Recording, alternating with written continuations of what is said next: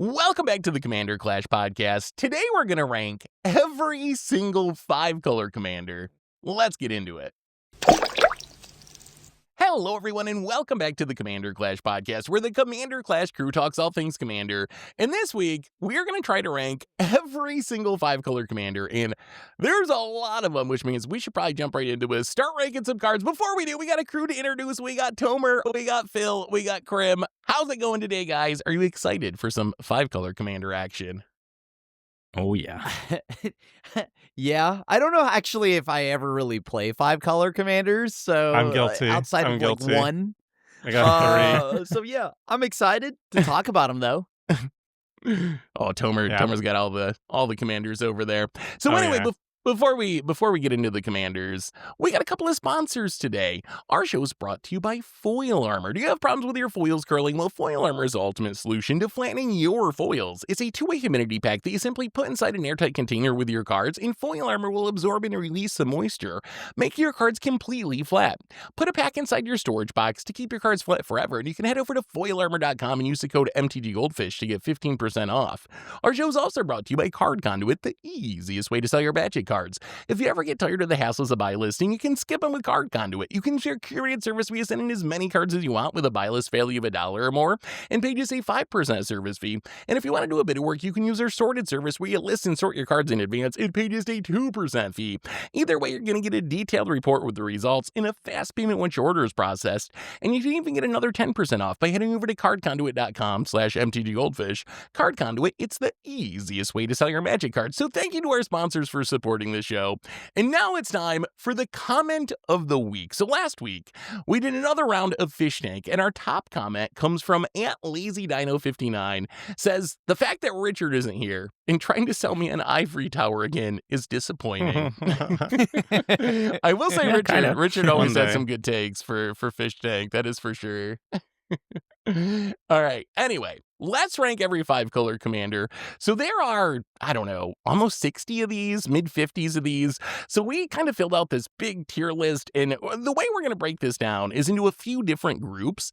And the biggest group of 5-color commanders are commanders that we all kind of agree are what would be B tier based on our ranking scale, which is good, but basically for a specific deck. So this is a ton of different commanders. They fall into a few big categories. You have like Universes Beyond slop commanders that we've seen from some recent sets. We have 5-color tribal commanders. We have 5-color matters commanders, 5-color shrine commanders, multicolor matter commanders, ally commanders, sliver commanders, dragon commanders. And we're going to get into some of these groups in just a minute. But the list of these cards, it's pretty long. We got Atagatak, Cosmic Spider-Man, Horde of Notions, Infinite Guideline Station, Jared Carthalion, Madrina Vinrel, 3 different Niv Mizzets, Guildpact, Reborn, Supreme, Omnath Locust of All, Reaper King, Scion of the Erd-Dragons, a whole bunch of slivers, a Sliver Gravemother, Hive Lord, Legion, Overlord, Queen, and the first sliver. We have Tiamat, Tom Bombadil, Avatar Aang, Azlas, the Swelling Scourge, Ezio from the... Assassin's Creed. Assassin's Creed, thank you. From the Assassin's Creed set. We have Goshen Life's Origins, High Bay Forest Guardian, Jensen Carthion, General Tazri, Tazri Beacon of Unity, Olatek, Urtat, and the Erd-Dragon. So this is our huge group of B-tier. How are you not out of breath? I know, I am now. That's like all of them. So rather than talking about all of these commanders individually, kind of want to talk about them as groups. So first, we have 5-color UB slop commanders. And I told her I want to mention this to you because you just did a video about how every set now we kind of get these 5-color commanders, but there's actually some upside to that, right? I know people like to call them slop commanders, but there's some upside to doing this every set.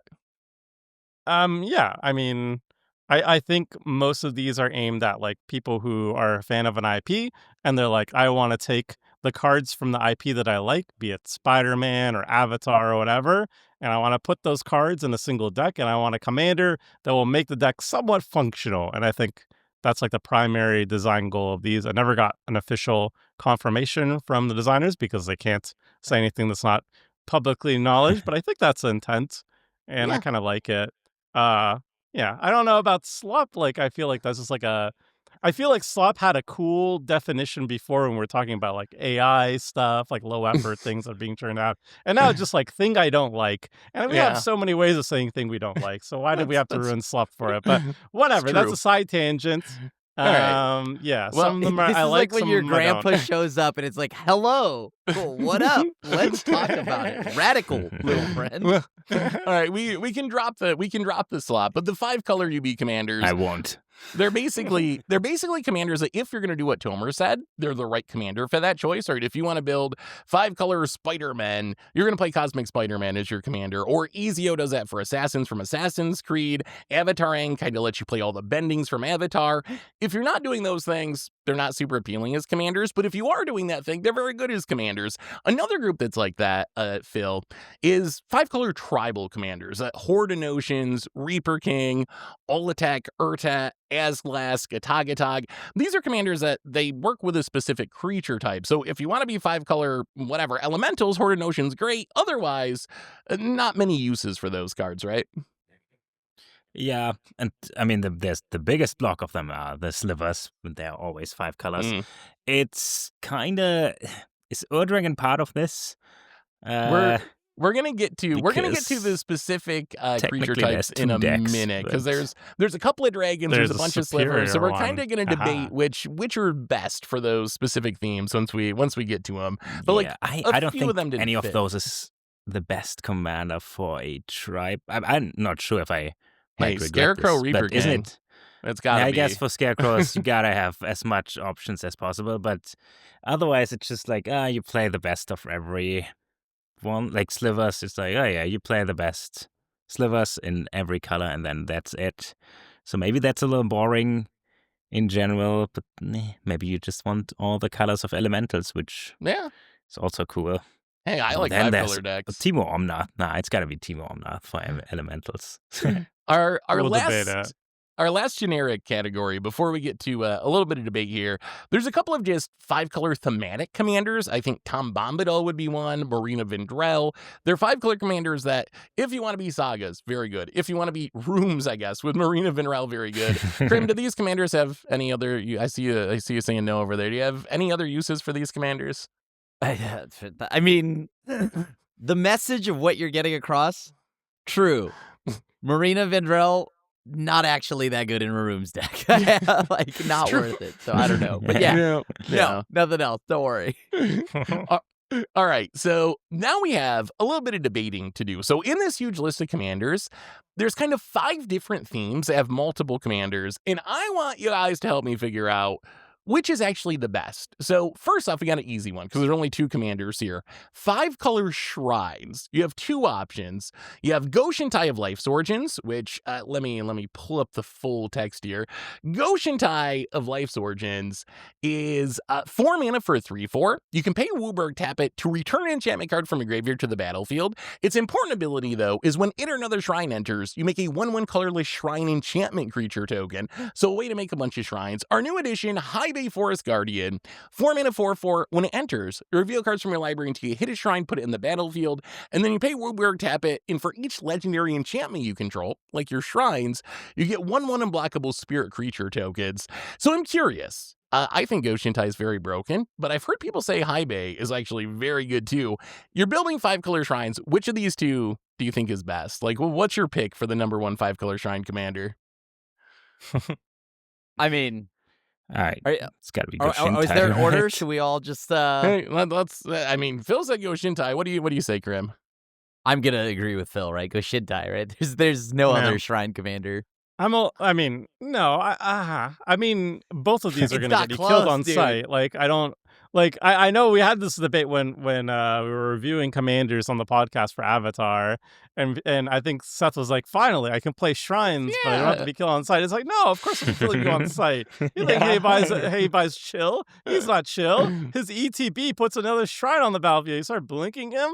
Get out of here. Yeah. I think Goshentai is better, but like if you are at a table where there's a lot of removal and people are like, we're going to kill your commander and it's going to die because you're playing shrines, you should probably switch to Heibai because even if he dies, ETB got a shrine for you. Whereas Goshentai really needs to stick around, or else you're not really pumping out them shrines that much. It can make so many shrines when it gets going. I will say, I think they're actually both very good shrine commanders. I would say, like, if we're using our traditional, like, tier list ranking, I would say 4 shrines. Go Shintai is, like, S tier, and Haibe's probably A tier, but they're both, like, really good options. Anyway, let's go on to our next group. This one's going to be a little trickier because there's a bunch of cards here. So there are a bunch of 5-color commanders that are essentially multicolor matters commanders. You have like Jensen Carthalion, you have Omnath Locust of All, you have Infinite Guideline Station, you have Jared Carthalion, Niv-Mizzet Supreme, Niv-Mizzet Guildpact, Niv-Mizzet Reborn. All in some way or another, these commanders want you to play multicolor cards, they want you to play 5-color cards. My question for you, crew, is which of these is the best if you want to build a multicolor matter deck? And which of these do you want to avoid? Are there any of these that stick out as like the D tier where you're like, that's just not really strong enough to be the leader of a 5-color multicolor matter decks? Let's start with you. Tomer. You got any picks for best or worst of these multicolor matter 5-color commanders? So I would say best is probably Niv-Mizzet. There's so many Niv-Mizzets. There's too many Nivs. Niv-Mizzet, oh my god. It's Niv-Mizzet Reborn. That's the ETB. It cares about 2 color pairs. I like that one because he's a big beefy boy. And he ETBs, gets you all that card advantage. And then if he dies, like, okay, whatever, I'll recast him later. Who cares? And then if he sticks around, well, maybe I'll blink him a little bit and have some more fun that way. So I like him because he's very consistent. Worst probably Jensen Carthalion because he's like, it's very neat. And I like that it's like, if you play exactly 5-color spells, you get this cool reward. But then the cool reward is like you get a 4/4 token. It's like, okay, well, triggers the talent. Thanks. Go on. I like what it was trying to do. I just wish it had a more powerful payoff because I think like the 5-color matters theme is interesting.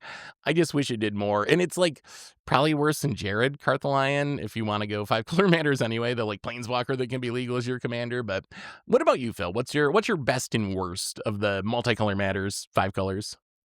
I think the worst one is the station is super clunky, the Infinite Guideline Station. Yeah. I gotta shout out Jensen Carthalion because I played it for, I think, CDH or something, or like who could die first or something. It was the cheapest 5-color commander. Okay. So that's something. Hey, that is something. My favorite, I don't know if it's the strongest. I think Niv is super strong, but it kind of locks you into playing. Wait, which Niv? Oh yeah, there's like 5. Only good one. The one that's actually the one from Niv to Light. The one. Man, Niv-Mizzet Reborn gets you 10 cards. Yeah. But Jared Carthalion is cool because now that Coalition Victory is legal, it creates tokens of any color. Oh right. So you kind of have a combo kill there. So that's kind of, I think it's the coolest commander if you want to pull off the Coalition Victory. And then you do this once, and then you pack up the deck and say, that was anticlimactic. Nice. Got him. We did the thing. So far, it's still my favorite, though. I haven't pulled off the combo, though. So let's see how I feel about it afterwards. It'll be good for the one game you pretty do it. good, though, right? Like, I thought when Krim was playing Niv-Mizzet Supreme, the burger guy, I thought he was pretty good. Niv-Mizzet with sour cream. Yeah. I think the problem is they all kind of care about the same thing, right? Which is 2-color cards for the most part.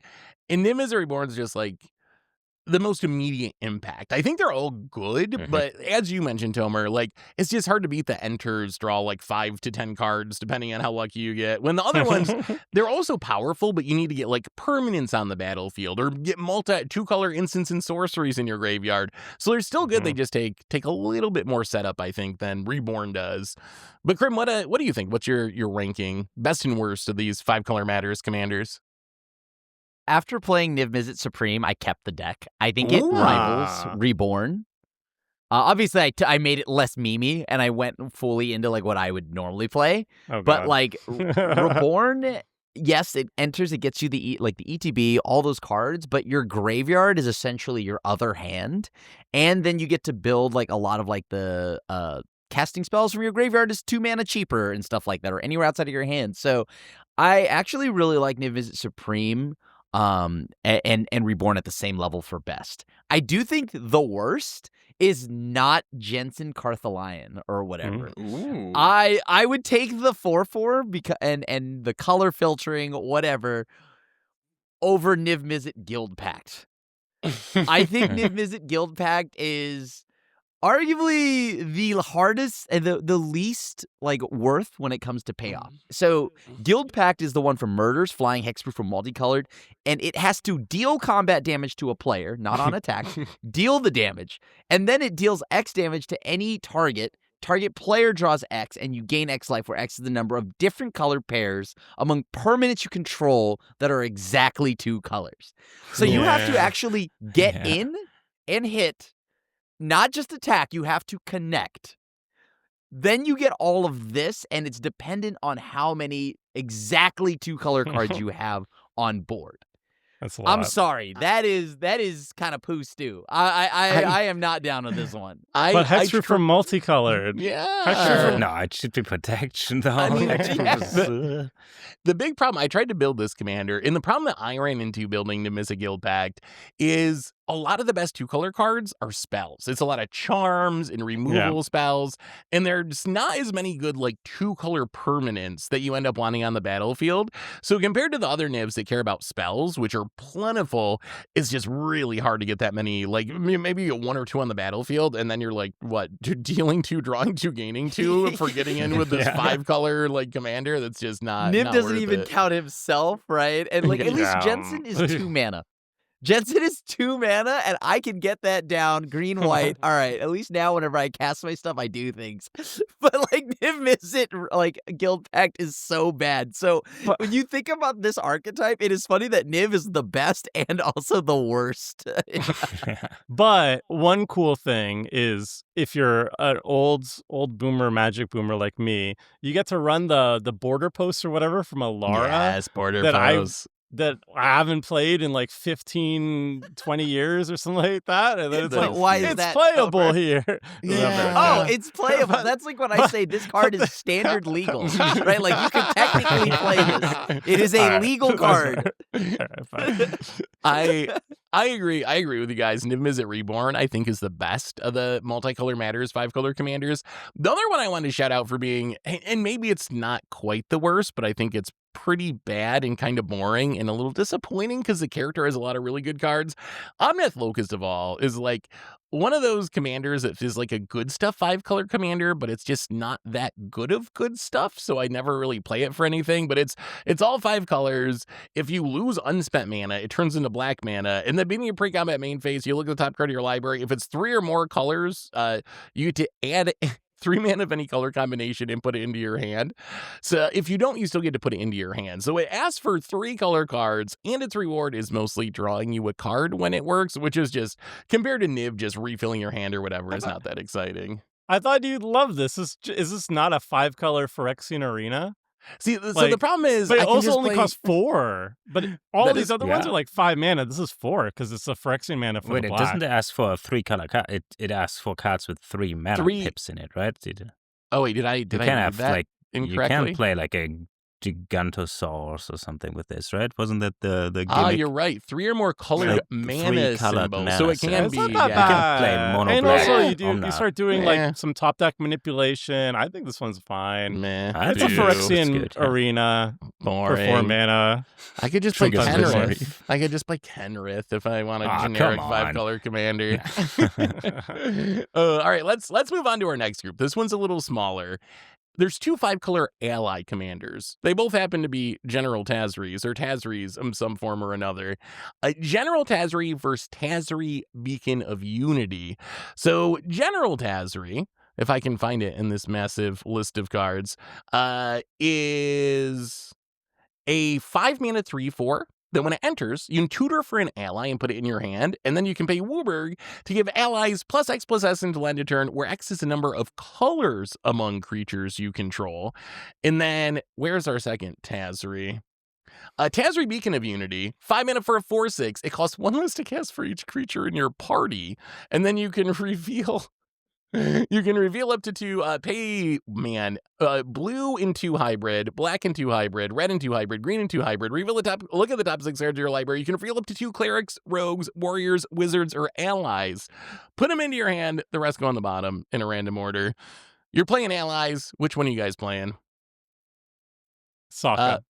Sokka. No, boo. Yeah, wait, It's not hold on. 5 Wait, colors. why not Sokka? It's not 5 Oh, colors. he's not? It's 5 Oh, color he's Jeskai. commanders. He's Yes, he's Jeskai. Jeskai. I made that funny.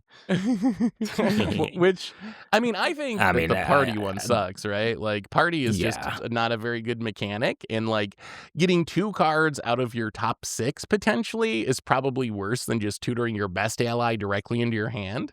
So I'd probably play General Tazri, Yeah. but Especially Whichever because one allies, is the Oath of the Gatewatch one. That's the one I yeah, would that's play. that's Yeah. the General Okay. Tazri. Okay, yeah. I cannot I mean- remember the Tazris. I mean, I allies was- need specific pieces, right? They need the mana reft sliver, know that Yep. they have it, and then Haste. like haste and sometimes life gain. Like, you gotta have specific allies, and a tutor on a commander is usually a good thing, even though it's sometimes boring. But allies, you gotta do whatever it takes. I think if I'm forced to play allies, that it's not Sokka, non-Sokka allies, I actually would go for Tazri Beacon of Unity. I see the other one as Ooh. more of just like a hidden commander, like Rocco or whatever. Like this Okay. is my 5 color Zada deck. This is my mirror entity deck. Like then Ooh, I I'm see, because it- doing silly ah. stuff with that. And then if I actually just want to play allies, Tazri Beacon of Unity, you should be playing it for like 2 mana, maybe up as low as 1 mana. That's pretty good. Mm. And then it's 4 mana to draw 2 cards, but like you're drawing 2 gas cards that are relevant to your deck. I think that's fine. I might change my opinion because of Great Divide Guide, actually. That, like, pay a blue, a black, a red, and a green, discounting the hybrid, to look at your top 6 and snag 2 allies. Actually seems really good when you have Great Divide Guide mana. Like, because that you don't have to tap or anything, so you can do that multiple times in a turn, right? Like, you can just be popping off once you get the mana going.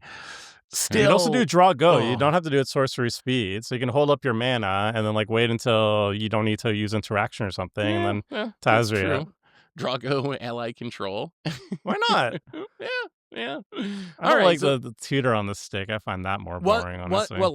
letter grade would you give them from our scale? Like for allies, like S and A? Are they in that range? Like, do we have an S tier ally commander? They're both like Bs for They're allies. both Bs. Yeah. All right. For allies, I think Tazri is great as like a hidden commander, but whatever. Not for But, you, allies. Yeah, but I Tazri would like- still need to be allies. It would be a hidden commander in an Nah, ally deck, Zada. probably, right? Oh, Oh, what yeah, I about guess if you're Morifon? getting Zada, yeah. Ooh, Morifon. Would you rather just choose Morifon? Morifon. I kind of hate Morifon now. I liked Morifon when they printed it, but now they just print actual commanders for all the creature types, Yeah. and I feel like Morifon is way less necessary today than it was like 7 years ago or whenever. All right, let's move on. We got a couple more groups to get to. Next, we'll get the big one out of the way. Slivers. There are 6 different 5-color sliver commanders. All of them do the sliver thing of like benefiting all your other slivers in one way or another. Sliver Grave Mother lets you encore your slivers from the Gravelord. Sliver Hive Lord gives all your slivers indestructible. Sliver Legion gives all your slivers +1/+1, or gives all slivers, not even all your slivers, +1/+1 for each sliver on the battlefield. Overlord lets you tutor up slivers. Sliver Queen lets you put sliver tokens into play. Which sliver 5-color commander, if you want to build slivers, which direction are you gonna go? Krim, let's start with you. What's the best 5-color and worst 5-color sliver commanders?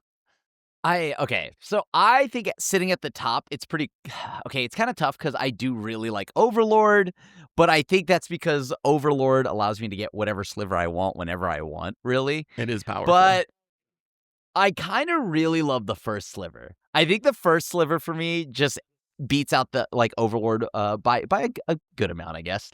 I just love having all my slivers cascade because it leans into the sliver madness, right? Yeah. Making so you're just casting slivers, more slivers spawn. I don't know which one it's less targeted, so you can like beat me however you need to, like board wipe me, because I don't know what sliver I'm gonna get. I'm just gonna spin the wheel and see what I find. And it just adds to the sliver madness, and that for me is fun. So I don't know, giving anything cascade seems pretty good. Oh yeah. Oh, very, very good, very good. I would say that's probably the strongest one too, personally. But what do Phil and Tomer think? What would you rank number one for slivers?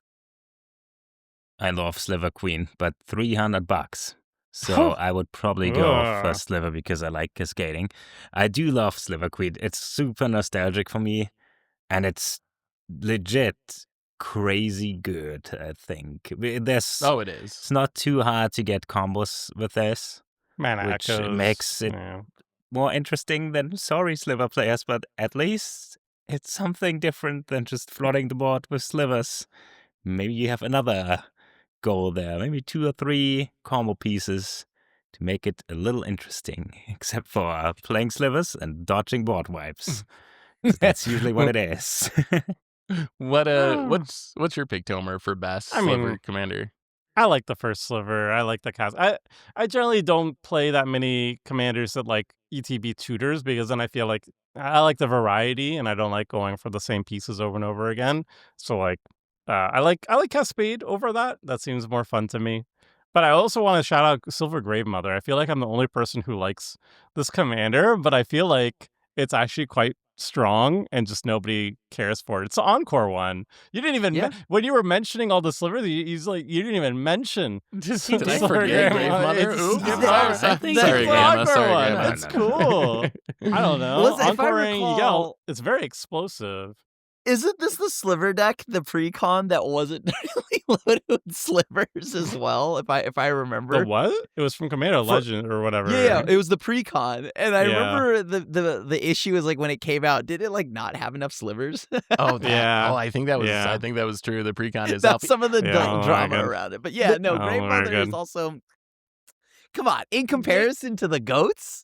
The thing with Grave Mother is I really like it in the 99 is like a way to recur my slivers, but I don't think I would play over the first sliver as my commander. Mhm. Am I wrong to think that all the sliver commanders are pretty good though? Like when I look at all of these 5-color legends, I don't think I'd rank any of them as like actively bad, like a D tier or C tier card. I think they're all like Bs or better. And a lot of them are like, yeah, first sliver is just so much value because of the Cascade, but you can build a very strong sliver deck with maybe any of these commanders, honestly, if you want to. Hmm.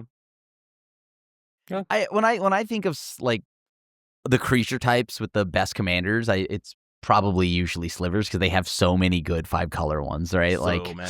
Uh-huh. Yeah. so many. And I mean even Grave Mother could be good, sure. Wow. But like Even Grave Even Mother. Grave- even Grave Mother. Look, Wow. the Wow, man. difference between the top tier sliver commanders and Grave Mother are big. That's all. Yo, But the- Great Mother, the- you have like a self-mill strategy, slap down mana echoes, and then you can encore everything. Oh, so good. Sure. But don't all the Sure. decks play the same 50 slivers anyway or whatever? Like, sliver Yeah. decks all just look It's the just same. what you want to put at the face, right? Yeah, Ah. pretty much. All right, Boo. we have one more group, and this one's for you, Tomer. 5-color dragon commanders. We have 3 of them so far, and I know you have a deck built around one of these, even though it might play more cheaty dragons than real dragons. But we have the Dragon, All the dragons. iconic, probably everyone knows what this one does. It's the big eminence one that draws cards and puts things into play, ramps you from the command zone. We have Scion of the Dragon, a 5-mana flyer that you can pay to, search your library for a dragon permanent card, put it in your graveyard, and if you do, it becomes a copy of it until end of turn. And then we have Tiamat from Adventures in Forgotten Realms, 7 mana, 5 colors. When it enters, you tutor up 5 dragons not named Tiamat. If you cast it, you get to do this and put them into your hand. How would you rank these 5-color dragon commanders? I know the Dragon is the most popular and one of the most popular commanders, period, even discounting creature types. Can Tiamat and Scion of the Dragon keep up at all, or is it just clearly like it's the Dragon and everything else? It's Dragon, right? Like I love them. I love the other ones. I love Scion of Dragon. I That's love changing Tiamat. These are commander. great. But like great. Solid A tier when I think of dragon. But when I think Yeah. but like S tier dragon is the Dragon. There's the Yeah. Dragon. It's not the Tiamat. It's not any of it. It's the Dragon. Sign of the Dragon, though. Come on. Sure. But it's his Scion. I It's think their like Scion. I do think Scion is very, very strong. Just like the ability to have like, here's your commander, you pay for 5 mana, you go to Swingies, and you turn it into like any of the ancient dragons that you want. Like ancient brass or whatever, the one that makes treasures or the one that draws cards and stuff. That's pretty easy. And then it has some combos where like you turn it into like the dragon that you can pay Phyrexian mana to pump it, and then you turn it to Skithiryx and you give it Infect or whatever, and then you're like, boom, somebody dies. But Did like, you just win with Infect? It is. Yeah. It is Yeah. super. I honestly think Scion's like cooler than the Ur Dragon. I think Scion of the Ur Dragon's more like it's like hipster. It's cool. It's not as It good, attacks but it's cool. I think Sure. it's If you good turn it for into the one ancient game, but like dragons, yeah. every single time you're just doing the same thing over and over again, which I think is very good Yeah. for content. I would do it if I had to play a commander of these for Clash or whatever. I'd pick Scion because it has a lot of cool tricks, but then I just don't like tutoring up the same tricks over and over again. Ur Dragon's so cool though. It's the best changeling commander. Come on. Does Tiamat have the same issue, Tomer, where you're just like tutoring up the same Kinda, things over and over again? Yeah. You find the Omniscience dragon enchantment, and then you just pop off King. It's one of those cards where you're like, oh, I could get anything. Think of all the cool things I could get, and then you just get the same things every time, and your deck does And then the you same drop thing. that Omniscience, and you're like, ah. I mean, it is still pretty strong though. I think Tiamat's still nowhere near the Ur Dragon, but it's still pretty good. So those are all of our B tier. If you're doing my thing, play me. If you're not doing my thing, don't worry about me commanders. Now we have some more generic commanders that are a little bit more open-ended, perhaps, than the ones we just talked about. And let's kick things off with some that I think we generally agree are not the strongest, but there's some disagreement here. So first, we have Child of Alara. Child of Alara. It's a 5. Tomer, why don't you tell us what Child of Alara is? What does Child do? Thank you, Tomer. Please tell us, Tomer. I'm so Tell sorry. them I'm so what Child of sorry. Alara The is. big baby is 5 mana WUBRG, legendary creature avatar. It's one of the original avatars before it was cool. 6/6 trample baby. When it dies, destroy all non-land permanents that can't be regenerated. This commander was one of the first commanders I ever built when I was getting into the game. It was like 2013. Dragon's Maze just came out, and I wanted to build a Maze's End deck. So I was like, okay, I'll build a Maze's End deck. But the problem is that as soon as I started putting my guilds on the battlefield, people would be like, hey, we have to kill Tomer. He's assembling Maze's End. So I was like, well, what if I ran a commander to just wipe the board every single turn on command? Boom, Child of Alara. So you have Child of Alara, you have like sack outlets like High Market and stuff. And then you have ways of getting back Child of Alara every single turn. So it could be like Genesis. That was like one of the old ones I had. There was like Fool's Gift of Demise or something like that. Mortality? Yeah, Fool's Demise. You put the enchantment, the aura on the baby, and then you sacrifice the baby, and then it will turn him back to the battlefield. And then the enchantment goes back to your hand, and you just keep doing it over and over again. And then everybody's like, we have to gang up on Tomer. It's like, nope. Keep sacrificing the baby. Board gets wiped. Try to advance the board. You can't. And then I win. And I hated myself. How many games did your play group let you keep that deck together, Tomer? Because I feel like it is very good at doing that, but 2, yeah, that sounds about right. I just can't bring they asked myself. me to delete it, and I did. I can't bring myself to play that archetype. Our rankings, Tomer and Krim both gave it an A. Phil gave it an E. I gave it a C. Krim, you also like this card. Is it the same philosophy as Tomer, basically? Just wrath them all? Well, not only is it just Wrath 'em All, but like it's the baby boy. But like on top of that, they reprinted it as a Miku. Oh, And then right, the Miku, Yeah. the Miku bump. Yeah. That's even And more then, BM. and then I rebuilt Child of Alara, right? And I was Oh like, my okay, God. well, remember we've been saying indestructible doesn't mean much anymore in the current year, right? So I decided to rebuild Child of Alara, Miku, but then make it indestructible.deck. So everything was indestructible. So I played everything in that you could think of. And then, yes, it did eventually lead to the red Myojin or whatever. That it did blow up the land if I removed the divinity counter. But, and then it's all board wipes. And I got to play that deck a full 3 times before I was told to never play it again. Hey, So, you beat and I was Tomer. like, He only got 2. yeah. It turns out Big Baby is still good. Vocaloid or good. not, Big Baby is still just one of the most brutal, long, like that. It wasn't even like the constant wiping, even though the constant wiping is what led to like the 5-hour game. Babies and what? Yeah. It sounds like a nightmare, Phil. Yeah, I mean, I won the episode where I played the Fortnite themed deck where I needed a crying baby as my commander. And you just hold the table hostage with this. Oh, yeah. D is obviously not a power level ranking. It's just please don't play Yeah, this. don't play it It's, against me. I can't believe they printed it as a Miku just to get the weebs in on this misery. Oh no. Dude, Oh, my but God. It's so funny. Yeah, it's a little like having an Ugin or something Yeah. in the command zone. It's like you do like okay. you're gonna do like a Miku Turgrid or something, and then all the weebs are like, well, time to Turgrid it up. My waifu demands it. I mean, we've already done that, right? Because like I love SpongeBob. Horrible. Next up we have several 5-color commanders that we all ranked at the lowest possible ranks. All these, maybe 1C thrown in. Curious if you have any thoughts on any of these. So we have Okagachi Vengeful Kami, kind of a 5-color don't attack me or I'm going to punish you commander, I guess you'd say. We have Progenitus, protection from everything, one of the most iconic Classic. lines of text on a Magic card. We have Coyote, the Soul of Kamigawa, this 4-drop that flashes in to make a permanent indestructible, but has a 5-color activated ability. We have Chromat, super. What do you call Coyote? It's Kyodai. He's a coyote. Coyote. I don't know. Coyote. It's not Coyote. Coyote, yeah, and the Roadrunner. And then Oh, we boy. have Chromat, which is like a super old school 5-color legend. It's got a bunch of different random activated abilities. It's like 5-color good stuff, I guess, but not especially good in 2025 because it was made like 30 years ago. Any thoughts on any of these? Or they're basically just some of the weaker 5-color commanders, I would say. Yeah. I think Yeah. of all of these, Kyodai is more interesting than I thought. I saw some kind of cool list where you protect your own stuff with it, but Okay, yeah, they're all I could super see underpowered, I that. think. I like Okagachi if you're like, I tried to make it work with like running initiative and monarch and stuff that will make you want to hit me, and then I hit you back. But the problem is it's like it costs a lot of mana, and then it needs to attack, it needs to deal damage, and then usually like I tried to hit you back to get my monarchy back, and then somebody blows it up, and it's like, oh, okay, all right, I guess Genesis would be cool. All right. But, Thank you. Progenitus does have a classic Commander Clash moment. The game I won with Yeah. with Progenitus, Oh, I will always remember that on some jank week where Progenitus actually just hard cast it and attacked with it and actually got the Yep. job done somehow. Still good. That's the Protection from style everything.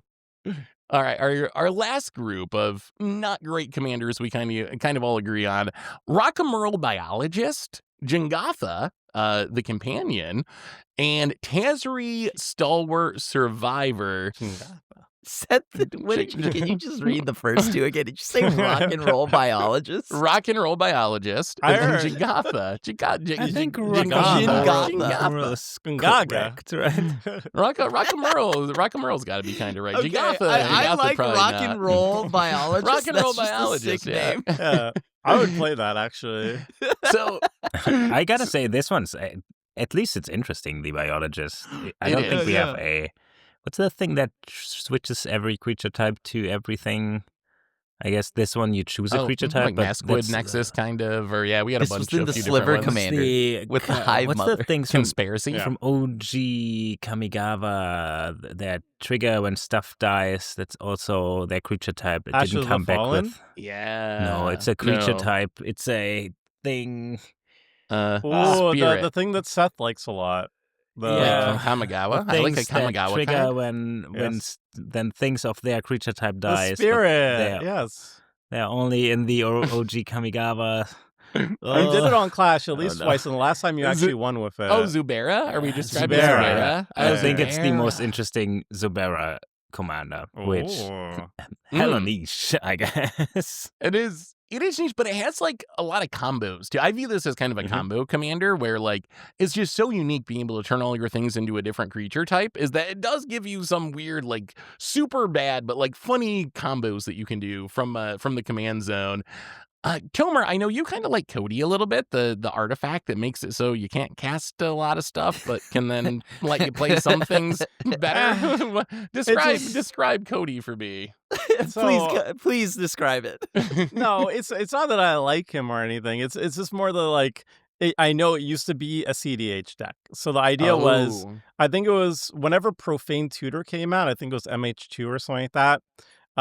You could basically play Cody and then play any one-drop spell with Cody's ability. You'll cascade into Profane Tutor, and then you get a Nauseam, and you spend that rest of the mana and, I guess, more black to cast Ad Naus and try to win.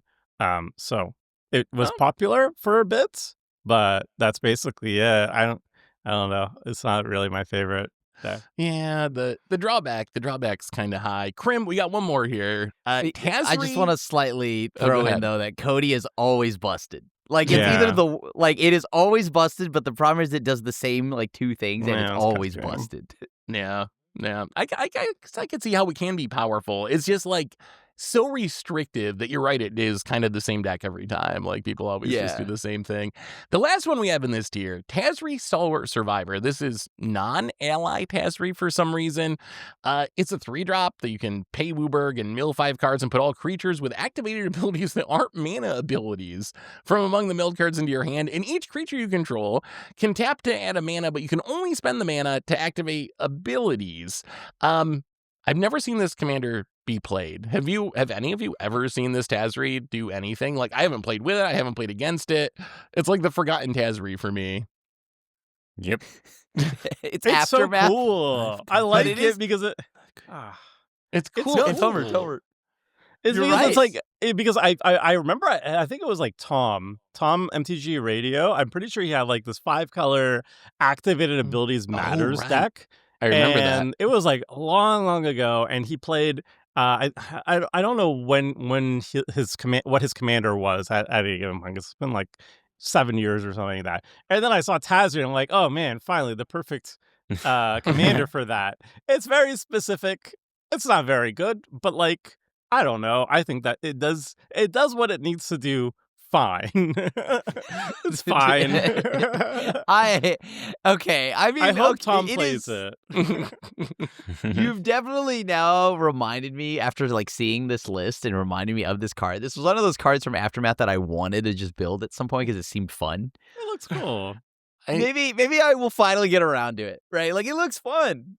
I've just never figured out what to do with it. Yeah. Like I guess you just play a bunch of activated abilities and like hope for the best. Yeah. Well, I think that, but remember, now I'm gonna play this. Exactly. Like I want to play it now, and the activated abilities that aren't mana abilities are the things that you get to put into So it can't be a mana dork. You can't just like play tap that's Ignoble Hierarch, and then that makes it a lot harder. If you could play mana dorks, it'd be good or better. I mean, you could play mana dorks and then use the mana dorks and like the other things you have with things with activated abilities and have like mass untap effects and stuff like that. It could be fun. And then you can mill on Tazri won't get it. Is the main thing. The mill on Tazri won't get it, but it's like. Should also put them on the battlefield. That's probably too much. I don't know about that. But yeah, maybe it should be that's like once a turn or something. I don't know. Yeah. I mean, once it's a tap. So if they put once a turn on a tap, that's a little. I know we want to untap it, but please. But if you give all, then you just like intruder alarm and pop off immediately, right? Like, sure. Yeah. All your things tap for mana. Oh no! Not another intruder alarm combo. Saying. Can't we just have a fair activated ability? Okay, whatever. I still think it's fine. I'm thinking like Avatar of Woe, Visara the Dreadful, all heavy in black pips, but whatever. Yeah. Man, actually, you guys kind of sold me on this being fun to build now. Now I kind of actually want to build this Tazri. The more we talk about it, I'm like, okay, maybe that would actually be kind of cool. I still don't think it would be like super powerful, like one of the strongest 5-color commanders, but you could probably build a fun deck out of Not it. everything has to be Joda, where it's like, I'm going to autopilot the victory for you. It's like, ugh. I have bad news for you, Tomer, because we've gotten through all the mid-tier commanders. We've gotten through all the bad commanders. So now we actually have what we view as the best of the 5-color commanders. And we're going to kick things off with Krim in some Final Fantasy action. Krim, Terra Magical Adept. It's got 2 Bs from me and you. It's got 2 As from Phil and Tomer. What's the card do? Why don't you let the viewers know what Terra's up to? Okay. Hold on. Pause. 1 second. I gotta make sure this is the right Terra, right? It's the like flip one that mills on the front side and then flips gets into all the 5-color. Yeah. I always get that these days. Like anytime somebody is like, "Hey, can you build an Aang deck?" I'm like, "There's 8. Which one? Which one? Yeah. What? Which Be more okay. specific." When Terra enters mill 5, put up to 1 enchantment card milled this way into your hand. Then trance 4 and Gruul, exile it, return to the battlefield transformed. And then the backside has a first chapter. Create a token that's a copy of target non-legendary enchantment you control. It gains haste. If it's a saga, put up to 3 lore counters on it. Sacrifice it at the beginning of your next end step. So that's going to do that for chapter 1, 2, and 3. And then chapter 4, add double of each color. So of WUBRG. Exile Terra, flip her back to the front side where she'll then mill 5 cards, do everything all over again. Mm. Okay, How so does now it that we be? What? I mean, it's Okay. You gotta be an enchantment deck, right? Like, or I would only play it in like 5-color Enchantress. So I think it's a little narrow, but it's really good at that. Well, why did you I- give I- Ur-Dragon an S? What are you gonna play? Not a dragon deck? Changelings, Tomer. Okay, that's true. Changelings are S tier. I take it back. Ur-Dragons You're a liar. goes like absurdly wild. If you attack, right? Like it is even great there too. But anywho, the Terra reads like she does all this stuff, and like so I have actually played against a friend who has this deck. And the one thing here is like Seth said, you're an enchantment deck, so everybody just kills you because you're an enchantress player. And if you try to play your game plan, it's the slowest defeat, and it just does it. But it also takes what I mean by that is like it takes a very long time to kill you, or everybody dismantles you, and then your Terra just sits there slowly trying to copy something that just isn't there because everyone blew up everything around it, blew up the Terra, and then you're just sitting there doing nothing. This card either is swinging the game heavily in your favor as a commander or doing stone cold nothing. So I don't know. I don't think it's like bad. I think it's just fine. It's a solid enchantment commander. Yeah. It's good for Yeah. sagas. Definitely a good saga commander. The backside's kind of busted. Tell me, you're kind of mumbling over there. What you like Terra more than we do? I think okay, even if you're being hated on, this is 3 mana, mill 5, get an enchantment. Like Sure. that is the baseline. That's what you're going to be expecting. If you're running like 35 enchantments or something in your deck, like an enchantress deck usually does, you're going to always hit an enchantment 9 times out of 10. And you're milling, which means you're setting up graveyard synergies and all that good stuff. I don't know. And then okay, the backside, yes, the backside's very powerful. Backside could be risky, I guess. But I pay 3 mana, I mill, I further my game plan, I put an enchantment in my hand. Maybe I could even blink it a couple times too. There's some sagas that exile and return. That seems fine for me. I don't know. I don't have to go all swinging for the fences every single time. I feel the base is pretty good and resilient, so I like it.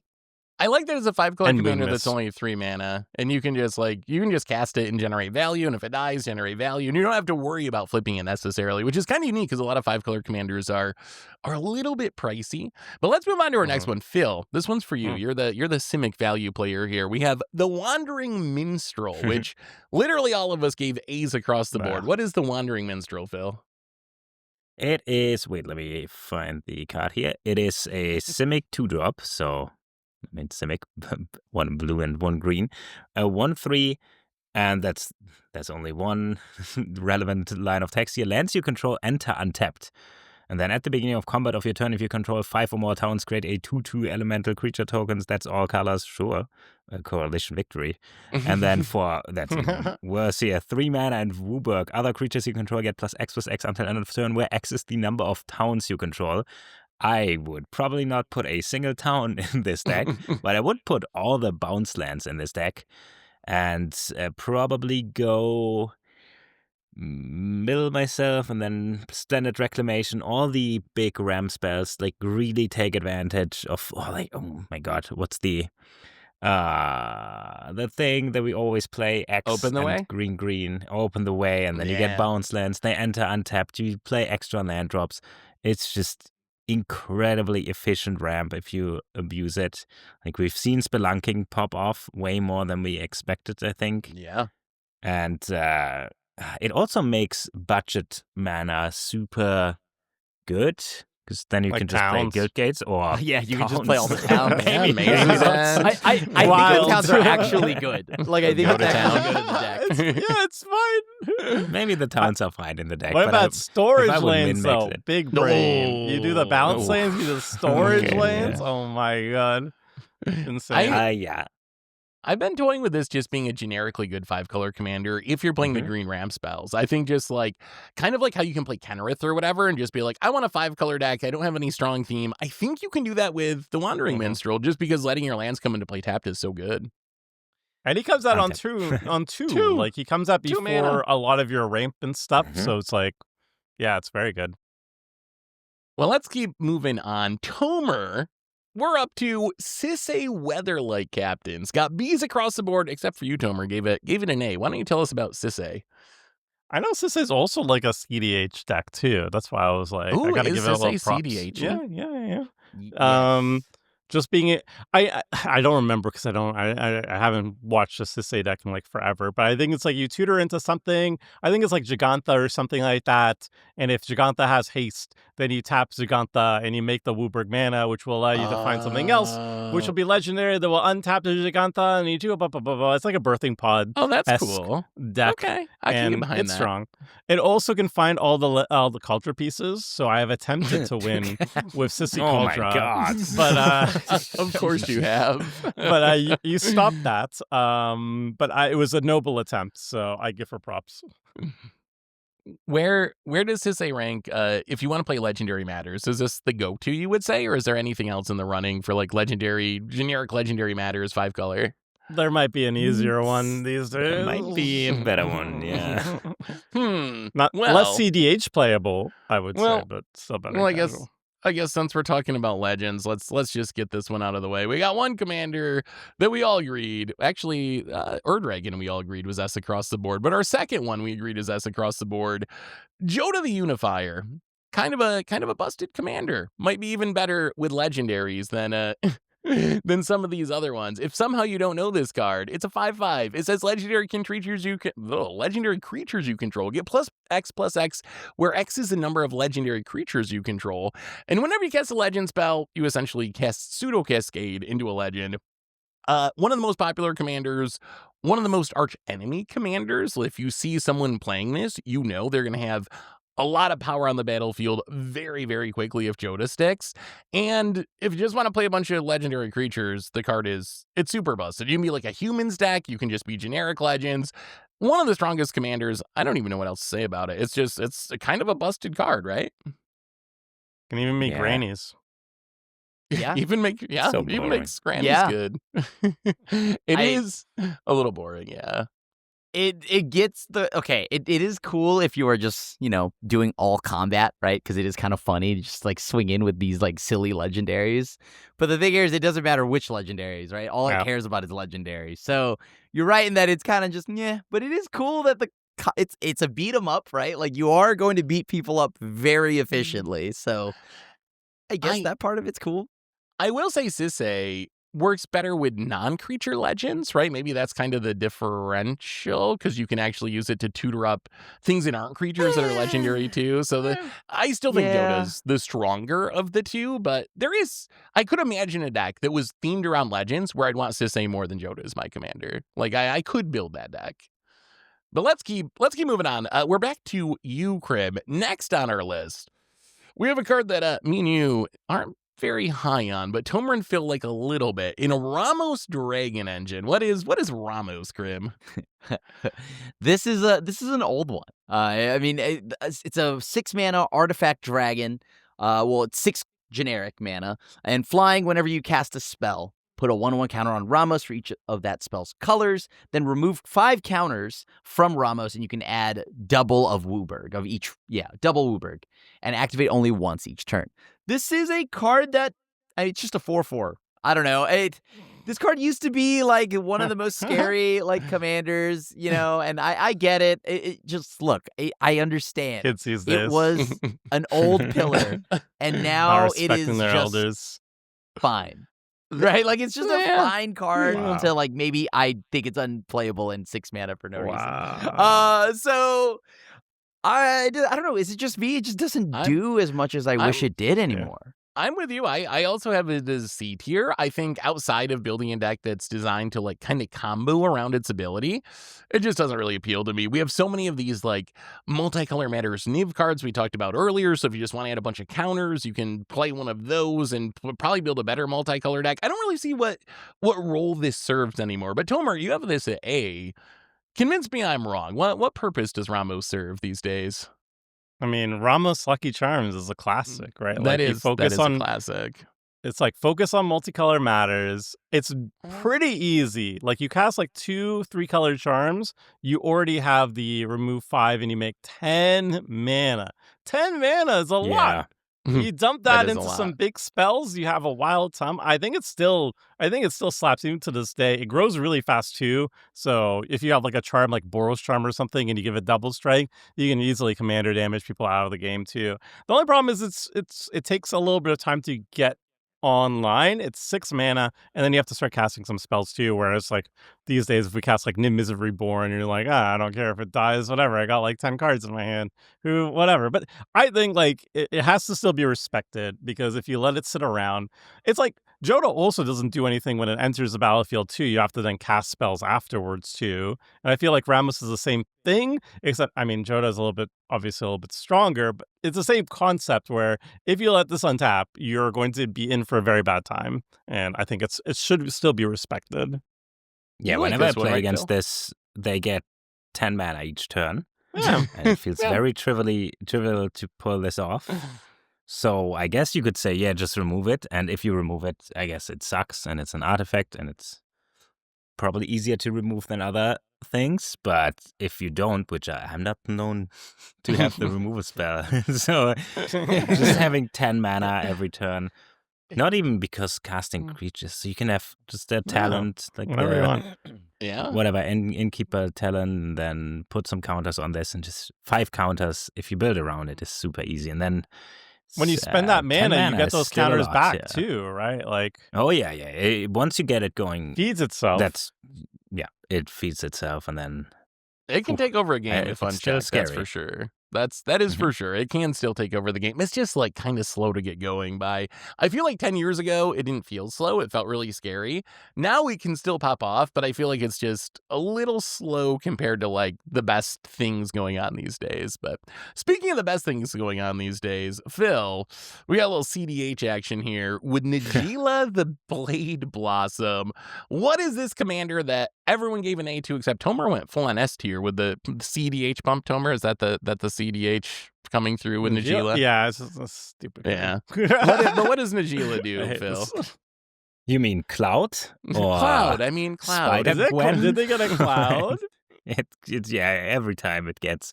There's also a secret layer of Archeon the Ever Chosen. And then there's why does it have so many Najeelas? Also as Eivor, Raven, why is it Archaon, changing character all the time? Okay, so it is 3 mana, 3/2. Whenever a warrior attack, you may have its controller create a 1/1 white warrior token that's tapped and attacking, and then for 5 mana, no tap, but untap all creatures. They gain trample, lifelink, haste until end of turn. After this phase, there's an additional combat phase. Activate only during combat, but make sure you activate this infinite times, and it's so easy. Every time I play against this, it ends right in the next combat, and it's infinite combat, and it is S power level, I think, if you build around it.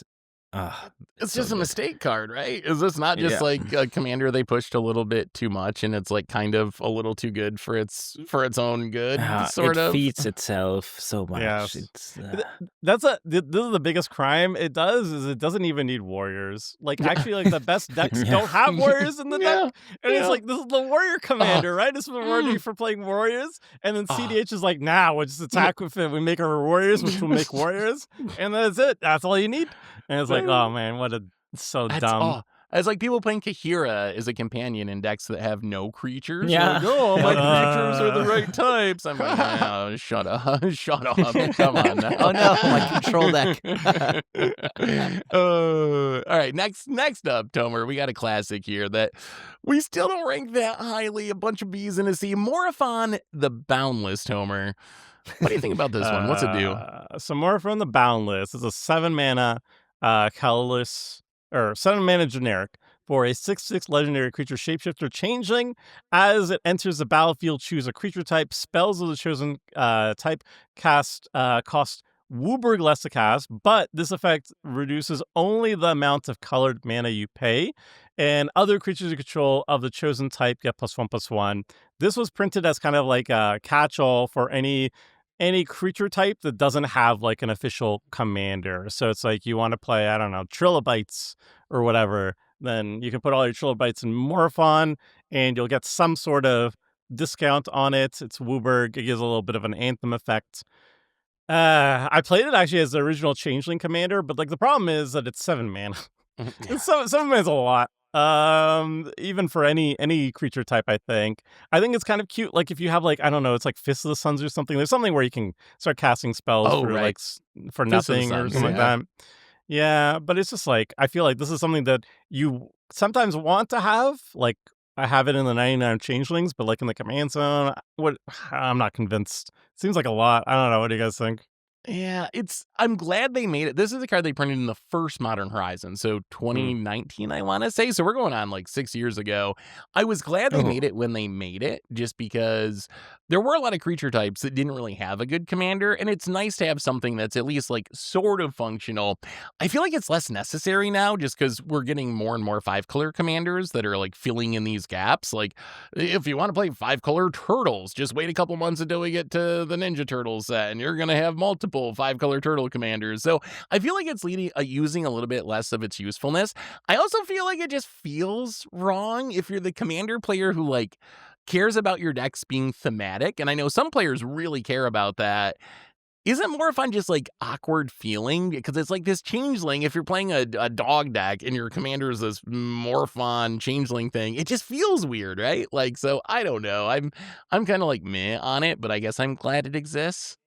I don't know. I mean, what better kind of correct to be than technically correct, right? So that is a Magic player way. Yeah. If you squeeze, it kind of looks like a dog cat. It could be a dog, elk, deer. You know, Yeah. I'm here for it. I like it as a whatever you want it to be, right? Like, and I think it is fun. I think it's overcosted as I think about it now, but I don't know.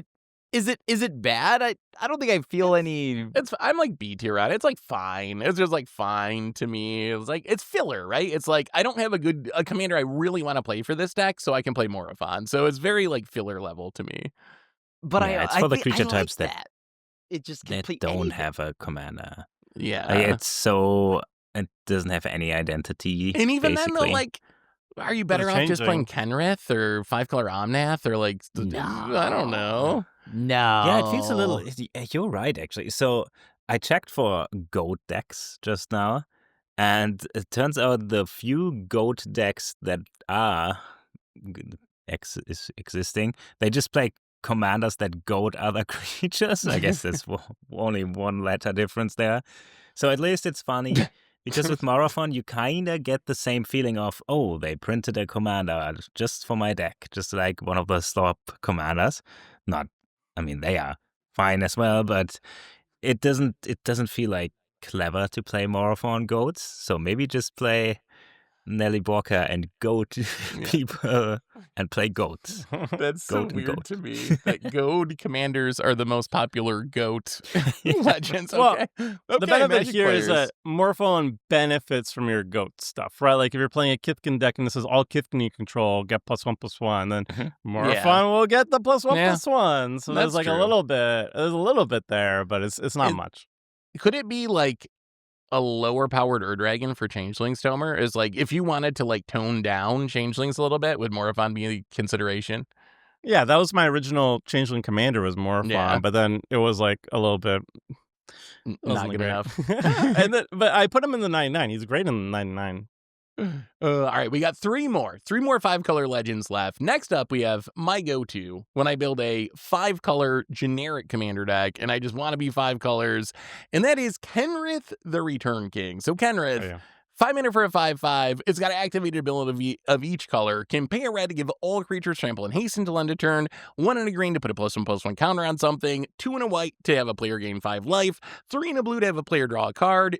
4 and a black to reanimate a creature. Well, sort of reanimate. Put a creature from a graveyard onto the battlefield under its owner's control. So you can reanimate from your graveyard, but if you reanimate your opponent's stuff, it's going to go into play for them. Kenrith, I think, is very boring. I think that it is the epitome of a 5-color commander that doesn't really ask you to do anything specific with your deck. You don't need a theme. You don't need to like build around it in any way.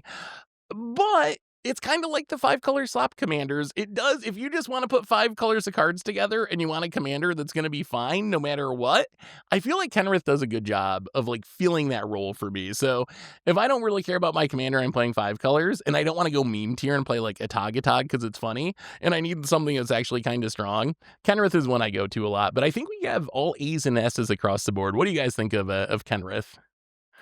This is just the 5-color. Didn't you have a season where you played nothing but Kenrith decks? Like you had I so feel many. like I played a lot of Kenrith decks. Yeah, Even you if it's played a lot of CDH, Kenrith. it's CDH playable too, which is Sure, not why nothing. not? I mean, it just feels so good. It's No very matter good. what, base level. Is it? I mean, it's just if you have infinite mana, right? It's if you have like Otherwise- training center or something like that to reduce the activability. But like I think it's underselling him a little bit. Like, yes, the abilities look a little bit generic, but when I see it in practice, it always feels like a very political commander. Like, because these abilities can target your opponents.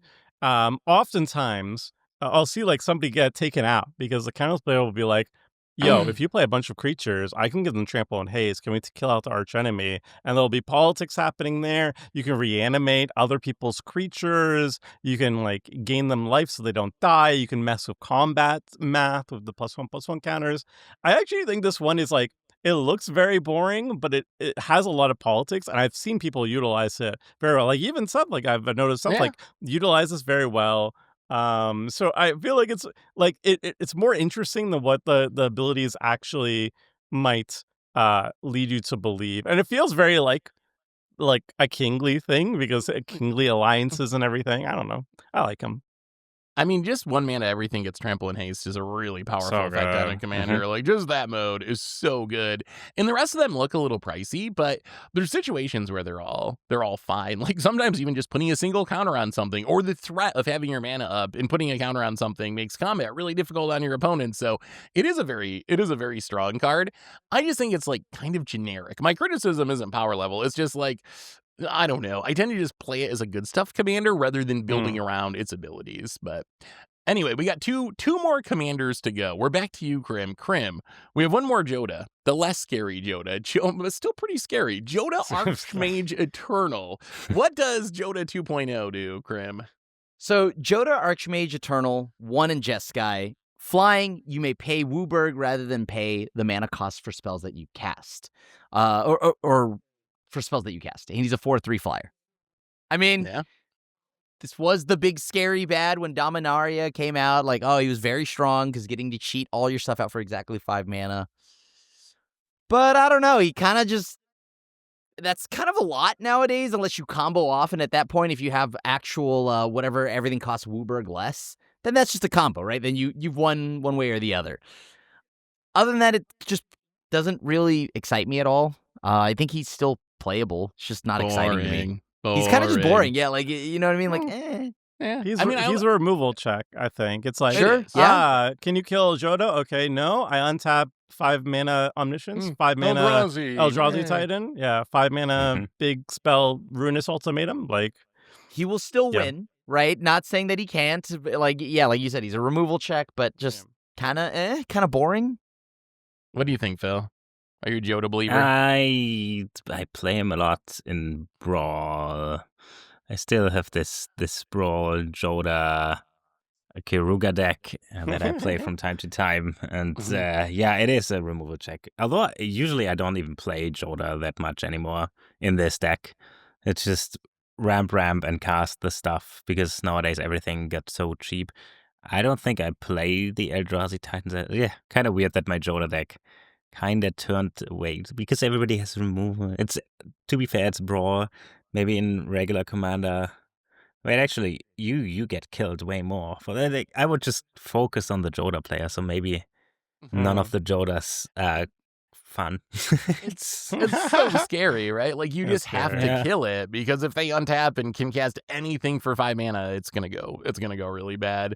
But it's another is like kind of generic. It doesn't ask much of you, right? As far as building around, it's just kind of like be good, like play good big stuff, and All right. I will defend this. I feel like Haymaker.deck is an archetype. Like, if you want to be jamming like all these big mana spells, you generally have to be running a lot of things that enable it. And there's cards that like care about high mana value matters, and like there is definitely a lot of building Alright. around potential. I like the idea of like also like Jileva too, where you're cheating out like huge Blatant Thievery effects and stuff, and you're like, so your mana curve, instead of like everybody being like, where average mana is 3, and then these decks are like average mana value like 9 or something. I think that's cool and battle cruisy. It's just like, I feel like I love the idea of it, but then in actually playing, I don't like when it's like a commander is like, okay, if you let me untap, I win. Then it's just kind of like, okay, either I shut you down and you don't get to do anything, or I let you win and then we shuffle up, I guess. And it's like, I don't like that dynamic, but that's a lot of different commanders these days, honestly. Yeah, I guess we are getting more and more that direction. Well, if you like jamming big things into play, we got one more commander that we all agree is super strong. I gave it an A. Y'all gave it S's. So I think this is up with the Dragon, and Kenrith is the overall strongest commanders that we have on our entire list. And that is a Phil classic. Azeka God of Trees, Phil. Why don't you tell us about Azeka? All right, so Azeka is the front side, and you probably won't cast it. It is. Do I even read it? It's a 1 we're and being 2 honest. green. It's a 1/4 vigilance. Taps to add 1 mana of any color, and then other legendary creatures you control have vigilance and tap for any color. I've seen somebody build around this. I've seen way more people, including me, a bunch of times, build around the backside. Yeah, build around. I don't know if you even need to build around this. It's the Prismatic Bridge, an enchantment for WUBRG at the beginning of combat, of your turn. Upkeep. At the beginning of your upkeep, reveal cards from the top of your library until you reveal a creature or planeswalker card. Put that card on the battlefield and the rest on the bottom in random order. Oh man, this is scary because the problem is the deck can still play counter spells and stuff, and it's not like Cascade where you have to make sure maybe I cascade into this at the wrong moment. This one is just, you can play interaction, you can play ramp, and then you can play the stuff to ramp into. Almost a little boring, but it's pretty good. At some point, it's just so good, it's good. Yeah, Azeka's, it solves even some of the problems with other, like Joda, equally scary in the sense that you're going to be putting huge things into play, but the Prismatic Bridge is an enchantment, which makes it harder for a lot of decks to deal with it. So I think as far as if you want to do the like spin big things into play, it's just so much more resilient than the creature versions of the effect that I think this is just like the best way to do that. Yeah, there's some randomness that you don't know what you're going to spin into, but if you just overload on like 10 drops, you're going to spin into something busted. Yeah. It's just going to I be think it's just- nonstop haymakers. Just cheating on mana every turn, anyways, is always going to be good, right? So, Yup. I don't know. This is always busted, no matter what you do. Now, I'd love to see a deck that just uses the front side of Azeka, okay? Like, not the Prismatic Bridge, just likes the front side. Like- That is yeah, the deck. I just need some mana dorks, yeah. Sure. Anyway, that is our 5-color commander ranking. Unless I missed one, I think we covered all of them in one form or another. So let us know what you think. You've seen our rankings of the best commanders. You see, Tom. Oh, we missed Corona. Best one. Oh, God. Yeah, Corona. Corona, when we filled out our spreadsheet with our rankings, I gave that an M tier for meme because I feel like that's the It's only like a reason that you talk. would play that card. It's basically just a meme could you commander. say that to Tomer? No, I have Yeah, the Corona exactly. deck. What are you insulting my meme No, deck? What? a meme isn't. It is a meme deck, right? Did you just say, are you No. insulting my meme deck? I think. Okay. You're supposed to you put the impetus cycle on it, so it's permanently goated, but then either people kill each other with your corona, which is hilarious, or they remove the enchantment, then you die. But either Yeah. way, it's memorable. Fair. It's my weakest deck, but I really enjoy it. It is unique. It is Yeah. unique, Commander. I'll give it that at least. But anyway, now we have talked about every 5-color commander, unless we missed any more. So thanks for watching. You've heard our rankings. Let us know what your favorite 5-color commander is. What did we get right? What did we get wrong? Let us know that too, and we'll be back next week to talk some more commanders. So until then, have a great week, everyone. And this is Akira signing out.